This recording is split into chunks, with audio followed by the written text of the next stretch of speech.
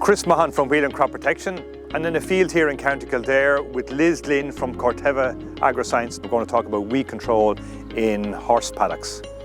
Weeds can be a big problem in horse paddocks, Liz, especially buttercups. Why is this? It's a great question, Chris. A lot of it comes down to weather pattern and the grazing of the animals. So horse paddocks in general are grazed over the winter and into the spring. We're getting a lot more wet weather during that time, leads to a lot of poaching. And with that bare ground then, weeds do tend to germinate, especially buttercups. Okay, how best would we control them? Envy is an ideal solution for buttercups in horse and pony paddocks.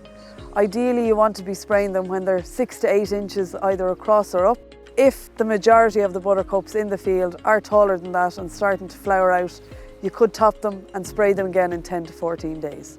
What other weeds is Envy good at controlling? As I mentioned, it's broad spectrum. A lot of other weeds are covered by Envy: docks, dandelions, daisies, plantain, and both types of chickweed, both common chickweed and mouse-ear chickweed.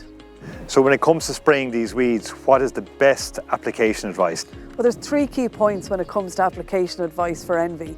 First is rate. You want to be looking at 1.5 to 2 litres per hectare. Second is water volume. You want to put on plenty of water to cover the weeds. So 200 litres per hectare minimum is what's needed.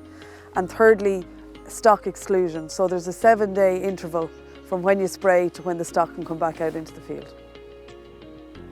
So if docks are a major problem in horse paddocks, what would be the best product of choice? Well, in this scenario, Chris, Dockstar Pro would be the product you would use at this stage.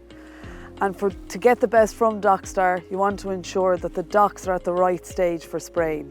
So we talk about 4 to 6 true leaves, 8 to 10 inches across, basically healthy green docks. At this stage, they take up the product much better and translocate down into the root to kill off that dock. So what happens if the docks are getting too strong and start to produce a seed head?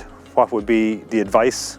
At this stage, it's more difficult to get the chemical down into the root and kill off the dock. So we would advise people to top the docks, allow them to regrow for 10 to 14 days, and then apply your Dockstar Pro.